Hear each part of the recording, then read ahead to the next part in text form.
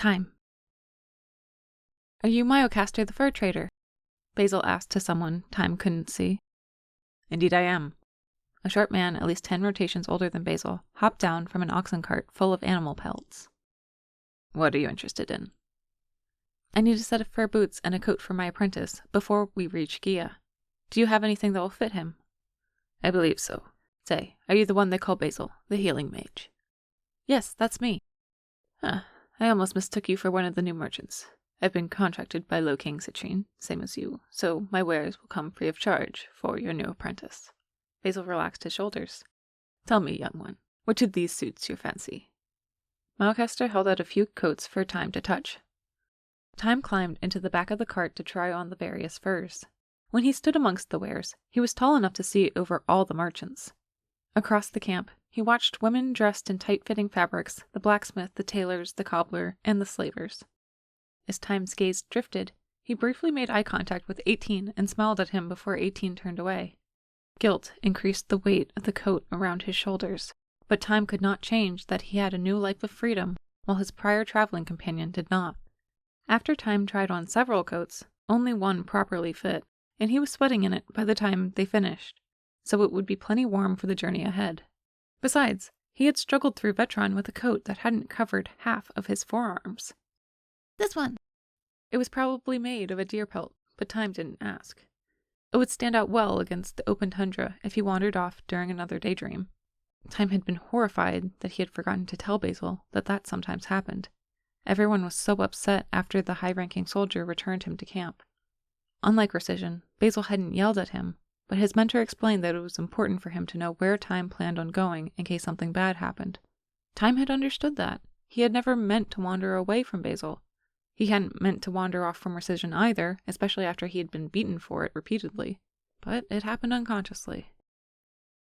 Where Rescission had put a leash around Thyme's neck to prevent his getting lost, Basil held his hand, or Celestine had.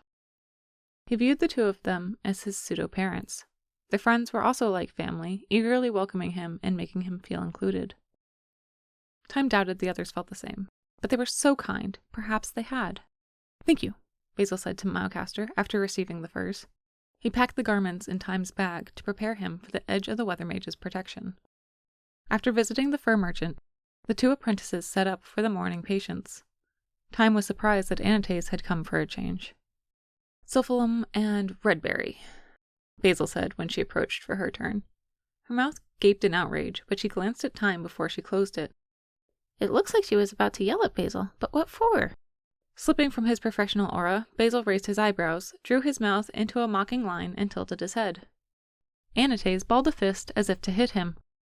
Basil had prescribed those remedies for other women that traveled with the merchants, but for those cases, Basil cast his diagnostic spell to examine them first, or ask them questions that Thyme didn't understand the point of. But Basil had never known what to give them innately. Perhaps Basil knew her well enough that he could guess. Thyme hoped to know everyone in their group that well someday. As Basil searched through the herb rack, Anates squatted down to Thyme's height. She looked at him in the eye and said, "I know you won't turn out as presumptuous as your teacher.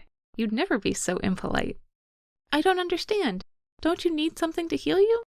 Red berry is supposed to help with infections, but I don't understand how Basil could have known you had one without casting a diagnostic spell. I don't remember you saying that you had one either.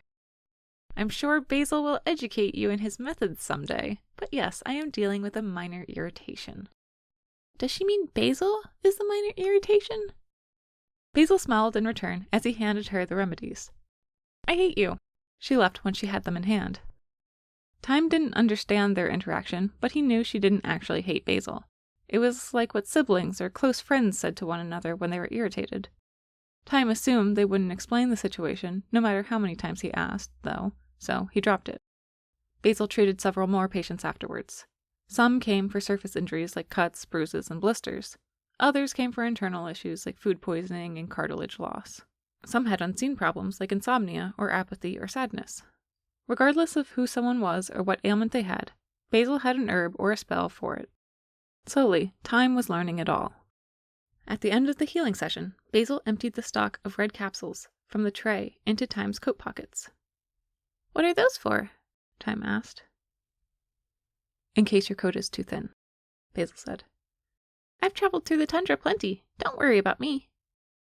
I will. I want you to be comfortable. Thyme hugged Basil, and Basil hugged him back. We're going to do this right. If I'm going to be responsible for you, then I'm going to take care of you to the best of my abilities. Thyme just hugged tighter. The crusade crossed the Guian border just after second sun high, once the soldiers donned their enchanted weatherproof armor and the civilians slipped on their standard fur coats. The quick pace across the open grasslands turned to a slow slog through the snow once more. An occasional sprig of frostmint broke through the layer of slush, but mostly the flat grounds remained untouched. Even through the fur boots, Thyme's feet became wet and numbed. He kept them moving fast enough that they didn't fall off, though. Whereas frostmint cools the blood, fire pepper warms it, Basil reminded. If you swallow those whole, the capsule will require time to dissolve for the effects to take hold. If you break it open and swallow the contents, you should warm much sooner.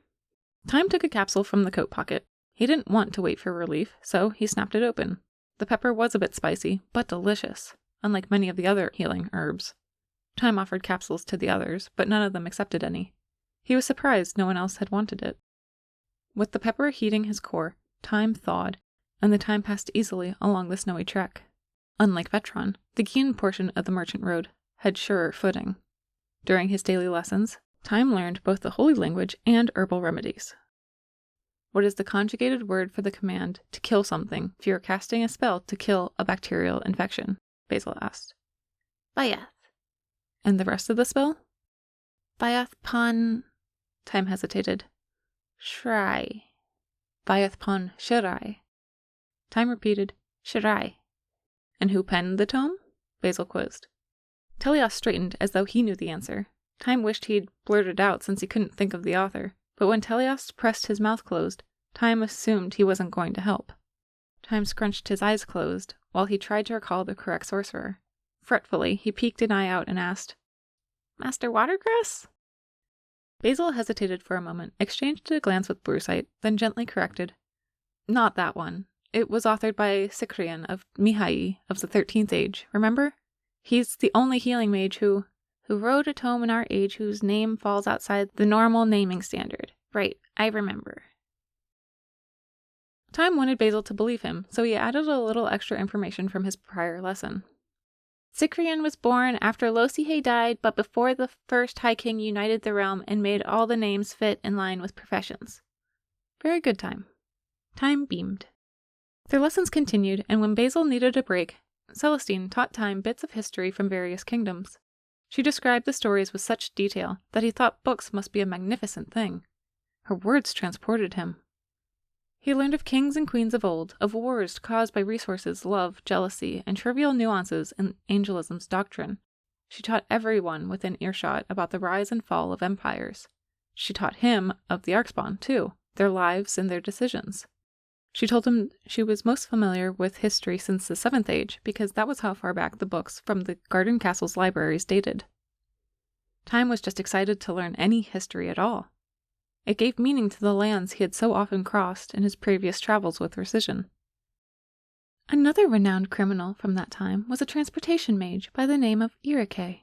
He kidnapped the relatives of wealthy merchants by transporting them to a dark, enclosed dungeon and then held them there until he received his ransom coin. How come other sorcerers didn't stop him? Thyme asked. Transportation magic has never been a common talent across any of the ages. Irike avoided assailing royals and nobles, so he would not fear the wrath of their hired mages. Thyme swallowed with a growing lump in his throat. So Irike got away with it? Gently, Celestine nodded. According to the knowledge of old scrolls, he was never caught. He merely disappeared one day. He could have been apprehended in secret or died, but only Irike and the Spawn who judged his life really know what happened. Although... What? Thyme asked. I should not say. It will frighten you. No, it won't, I promise! Thyme pleaded, desperate to know more about the story. He looked to Basil for assistance. Please tell her I'll be okay. Basil smiled down at him and then nodded at Celestine. The edges of her smile twitched mischievously. Well, they say after Irike's disappearance, there was still a merchant who sought out the mage.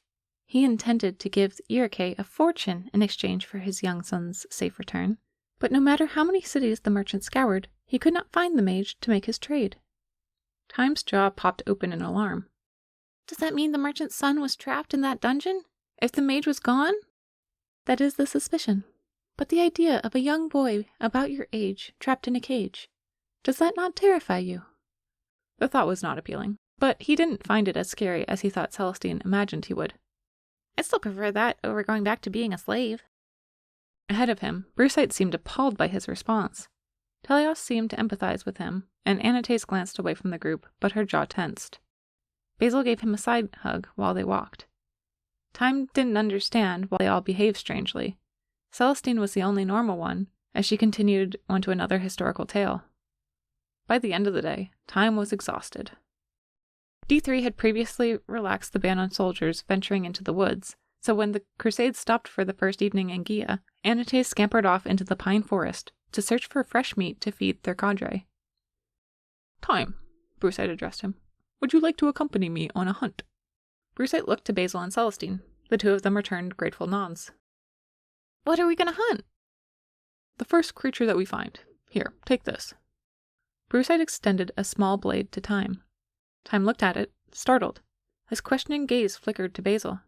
Go ahead, try it out, Basil said. Thyme gulped. I've never been allowed to hold a weapon before. Sure you have. Anything can be used as a weapon if you know how to wield it right. This one's just pointier. Brusite extended the blade toward him again. With a nervous grip, Thyme took the cool metal hilt. I need you to have something to defend yourself with if we run into something dangerous, Brusite said, heading to the verge. Thyme nodded and followed Brusite into the forest. We're going to be quiet so we don't scare anything away. If you hear something, tap my shoulder and direct me where the sound is coming from. I'll do the same. Thyme closed his eyes and listened. The bitter cold evening was eerily silent in the dimming light of dusk. The taste of dust in the air was more noticeable than anything. Brusite led the way, sneaking through the underbrush. A small rustling disturbed the nearby thicket. Thyme tapped Brusite as instructed. Brusite guided his arrow to the sound. It was little more than a pheasant, but Brusite took his chances. The arrow flew, piercing the bird's wing. It dropped to the snow, bleeding out where it lay. Thyme, end the bird's suffering. He rushed to the bird. As soon as the knife's metal neared the panicking creature, he became scared and second-guessed what to do. Brusite scooped up the bird and held it by the arrow-pierced wing and the body. Grant it the mercy of a quick death, Thyme. Thyme brought the knife to its neck. It was a strange feeling to scrape the edge through living flesh. With mercy in mind, Thyme slew the bird. It died with a short, pained noise. Good work. Brusite gave him a nod of approval before working to drain the bird's blood and pluck its feathers. Brusite showed him how to do each step. Where did you learn all of this? Thyme asked. Once the bird had stopped moving, Thyme found it much easier to handle. After removing the feathers, it came even easier. Anastasia. A small smile touched Brusite's face. By the end of the ordeal, the bird looked like pre-cooked food. Yet Brusite frowned at it. Was this what you wanted? Thyme asked. It'll serve for tonight's meal, but it's not quite right. What are you looking for? I need something I can make a hair tie out of. Myocaster might have something. I want to catch the beast myself. I'll go to Myocaster to treat the hide. Not a bird, then. Not a bird. Preferably a snow deer. Brusite gathered their catch and headed for the camp. Will you take me with you the next time you go out to hunt? Thyme asked. I will, Brusite said. I need someone with hearing as good as yours to help me find the deer. For the time being, let's get back and cook up this little fellow. I'm sure you're looking forward to sampling your first kill. Brusite was right. Thyme couldn't wait. Thyme returned the blade and helped navigate out of the forest. When the pair returned to camp, Anastasia and Teleost were the only two around their fire. Thyme wondered where Basil and Celestine had gone off to. Brusite helped Thyme set up the pheasant over the fire next to Anastasia's tundra swan. After the meat had cooked and they all ate, Brusite and Anastasia retreated to their joint tent. Looks like it's just you and me now, kid, Teleost reclined, setting his hand out behind him in the snow. Aren't your hands cold when you do that? Thyme asked. No, my gloves are enchanted. I don't feel a thing. That's amazing. It's pretty standard, actually. Weatherproof clothing is one of the most commonly available items around here, especially for soldiers. Are they expensive? Yes, any enchanted item is. Thankfully, Low King Citrine has plenty of gem to spare, as these are part of the uniform.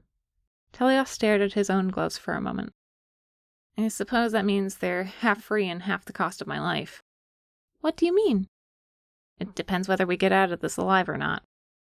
Thyme still didn't understand. Discomfort in his feet distracted Thyme. The fire pepper's effects had long worn off, but he hadn't wanted to waste the precious stock. He removed his soaking fur boots and warmed the soles next to the crackling flames. He stuck his own feet out to dry off as well. Teleos watched him. "If I leave for a moment, will you promise not to wander away again?" Thyme bobbed his head. "I'll be right back." As Thyme stared into the fire, waiting for his friend's return, he saw the flames take on the shape of a salamander before transitioning into a phoenix and then a flaming pleohippus and then a dragon. The blazing forms were beautiful. Teleos returned a moment later and tossed a pair of socks and gloves to Thyme. Both sets looked too big, but Thyme would have worn a sack so long as it had been enchanted against the cold. He slipped them both on, and his digits experienced relief immediately. "Armor's been going missing from our cache, so no one can know you got those from me. I don't want my first sergeant thinking I'm stealing the other pieces too. If anyone asks, you pick them off of one of the murdered soldiers like M8. "Thank you," Thyme said sincerely. "I still owe Basil for his help. This is another step to paying him back." "I'll take good care of these." Teleos' gaze turned down to his hands clasped between his crossed legs. "How many items do you own now?" "With these? 16. Why do you ask?" "The shackles of poverty do not physically manifest themselves, but they present similar struggles as the irons slaves wear. I remember the first time I had 3 items to my name, and I remember the first time I had 30. Counting something as yours when you've never had anything at all is a great feeling. To this day, I keep a running tally. I'm not surprised that you do too, especially given how recently you've been freed." "Thank you for adding to my number count," Thyme said, surprised he could relate to the soldier. Thyme had assumed all the soldiers had come from well-off families like Brusite and Anates. The princess was another matter entirely, but even Basil never struggled to obtain basic survival necessities. "I hope you own 30 things yourself someday," Teleos said. "Me too. I'm more than halfway there." "I don't know if Basil will be coming back anytime soon. How about you head to bed? Even with the added protection, the march will still be tiring." Thyme didn't argue, both because he had been trained not to, and because he knew the words to be true. When he curled up in his tent, he cuddled the blanket and pillow that smelled of his teacher. He treasured the comfort of the shelter and the new clothing items. He cherished owning 16 things. Several days into Gia, a terrible snowstorm pelted the crusade party with ice crystals the size of walnuts. It prevented all evening activities. It meant no evening hunts, no religious services, and no sparring sessions. Hiding out in his tent, Thyme had been grateful, again, for the shelter, but he feared how others fared. He worried about 18 with precision without a weatherproof tent. They would only have the warmth of the 2 of them to make it through the night. Although Thyme had completed the journey with precision several times before, crossing Gia had never been easy. On a previous trek, they had lost a slave to the freezing conditions. Precision had beaten Thyme for it then. There was no end to Thyme's appreciation for his current situation. Now, Thyme had people who cared for him, and he cared for them in return, though he had nothing to reciprocate besides sad tales of sold friends. "It won't always be like this. I'll learn and grow and become useful to them in my own way." In the dark of the blustery evening storm, lightning cracked across the sky. Its noise was so loud that Thyme yelped. "Maybe there's an electrical elemental out there." He unfastened his tent to check. Outside, Basil and Brusite chatted beside the fire and tended it. "I just don't know. I keep going back and forth on whether he is or not." Basil prodded the flames with a stick. The creatures of flame reached out toward Basil in a yearning motion. For just a moment each, the salamander flicked out its tongue toward him. The phoenix extended a wing. The alphin shot forth its tail. Odd. "Based on what you told me, there isn't enough information yet. We'll have to see if any of his dreams materialize," Brusite said. "What are you guys talking about?" Thyme asked, fighting against the snow and hail blowing into him. Basil jumped. "Oh, hi, Thyme." It took a minute for him to consider his words. "I suspect you may be a prophet, but I didn't want to tell you until I was certain one way or the other." Basil's face contorted in realization, but Thyme wasn't sure why. A crack of lightning lit across the sky behind Basil as he did. Furious lavender plasma scarred the darkness, illuminating heavy storm clouds. "Maybe," Thyme said, shivering against the blustering wind. "But I've never had a definitive vision. Precision once said the same, and he wanted to sell me to a king's court or a carnival, but then none of what I saw happened. He assumed I just had a wild imagination. Prophets often have visions that are metaphorical, Brusite said. I recall the tales of Hippopotame, the oracle in the northern Rysic lands, told of having predictive tendencies during her mortal life. Snow blew into Thyme's eyes, and he rubbed at them to clear the stinging sensation. Let me know if you think any of them have come true, Thyme said, returning to his tent to escape the pelting precipitation. You aren't angry with me for withholding my speculations from you? Basil asked. No, why would I be? Thyme asked. If you thought me short and didn't tell me, I would also not be mad. I'm not a tot. I don't get upset over stupid stuff. I'll let you know about future dreams if you want, though I don't want to know if I am a prophet. My life would be so different if I were. Lightning cracked again, and wind lashed against Thyme's face despite his hand safeguarding his eyes. All he wanted to do was shield himself. Basil cleared his throat. Of course, but your vision regarding ether would be obvious. I thought we weren't supposed to mention that. Thyme glanced from Basil to Brusite pointedly. Just not outside of our friends. Anates, Teleos, Celestine, Brusite, and myself, Basil said. Okay, Thyme said, accepting the new instructions in stride. I'm sleepy, and it's cold. I'm going back to bed now. He observed the peculiar fire again and recalled the countless nights Rescission had forced him to watch ablaze before they had joined up with the crusade. Thank you for tending the fire. Basil, you'll have to tell me someday why it takes such a liking to you. Though Basil bore a questioning glance, he did not ask Thyme to elaborate before he returned to sleep.